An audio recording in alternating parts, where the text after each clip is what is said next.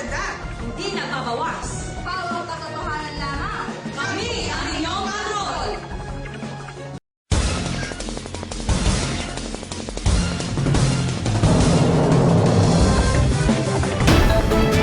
Sa pumalukot na balita, mga tagasunod ng Panginoong Hesus, inuusig. Ayon nga po sa aklat ng gawa, marami po ngayon ang tagasunod ng Panginoong Hesus ang inuusig, kinukulong at pinapatay. Isa na nga po rito ang napangalanan at ito po ay si Stephen. Matapos niya pong manindigan sa pananampalataya sa Panginoong Hesus, ang mga tao po ay nagalit at siya'y pinalay sa lugar habang binabato na naging sanhi ng kanyang kamatayan. At ngayon po, sa mga panahon ngayon, patuloy pa rin pong nararanasan ng mga Kristiyano at tagasunod ng Panginoon ang pang-uusig. Ito po si Josa Hilar, tagasunod ng Panginoong Hesus, nag-uulat.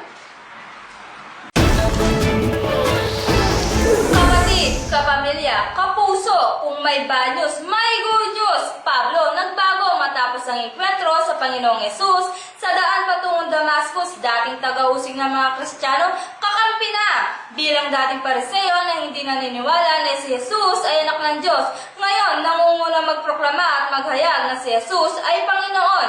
Ayon sa mga hayag ni Pablo, sa bagong tipan na ang pagtanggap at pananampalataya lamang sa Panginoong Hesus ang kaligtasan. Ako po si Roxy Kasupanan, nag-uulat. Lalaki, nilunok ng balyena. Dahil nga po sa saksak karang-tigas ng ulo ni Jonah at sa kakaiwas sa utusan ng Diyos na siya pumunta sa Ninive upang maghayag ng salita ng Diyos, si Carmel maghahayag.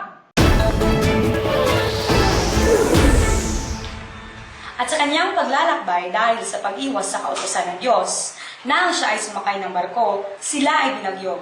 At nang mapag-alaman na siya ang salot, inutusan niya ang mga mangingisda na itapon siya sa karagatan. Oo mga kapatid, kumpirmadong si Jonah ay tinapon sa karagatan ng mga di kilalang mangingisda at sa kasawiang palad, siya ay nilamon ng balyena.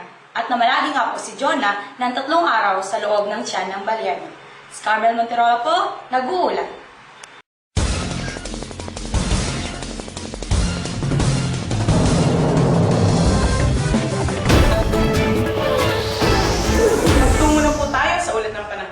May namataan na po ng isang kagamaong ulap na paparating.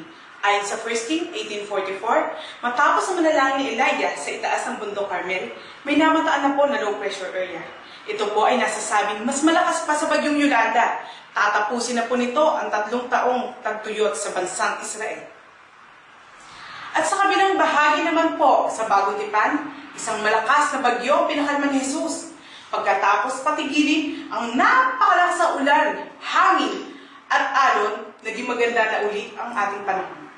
Tunay na nga, ang Panginoong Hesus ay makapangyarihan at Diyos ng kalikasan. Ako po si Roma Nofuente, nag-uulat. Sa gitna ng baha, barko lumutang. Isang barko nga po ang lumutang at kumpirmadong nakasaad sa Genesis chapter 7 na laman ng barkong ito ay si Noah at ang kanyang pamilya.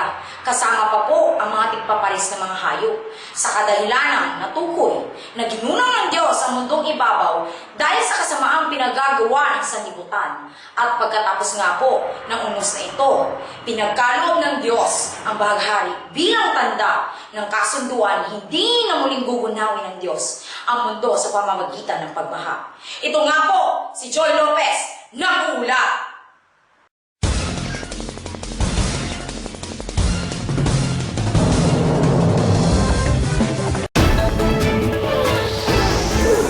Chika Minute! Matapos ang mahabang paghihintay, Haring Ahasuerus may bagong pag-ibig na. Ayon nga po sa aklat ng Esther sa Lumang Tipan, matapos ang eviction ni Queen Vashti at napagdesisyon na siya ay palitan, bagong reyna, napili na, a beautiful young lady in face and in form with a Hebrew name Hadassah, na mas kilala nga po sa pangalang Esther. Siya na nga ang reyna. Napag-alaman nga po na si Esther ay pamangkin ni Mordecai, isang Hudyo na lihim na nakatira sa Susa ng Citadel. At, take note, mahal na mahal nga po si Queen Esther ni Haring Ahasuerus dahil nga po sa kanyang taglay na kagandahan at kabutihang loob at dahil sa kanilang pag-iibigan. Malaya na nga po ang mga Hudyo ang tumitira ngayon sa lugarang iyon. Mula nga po sa JC News Center. Ito nga po si Letty Morales. Chika-chika lang. Excuse me po, wala kang champion warrior like room, Walang kinitiligan. walang pinang protektahan, walang dinadagdagan, walang pinabawasan. Purong salita ng Diyos lang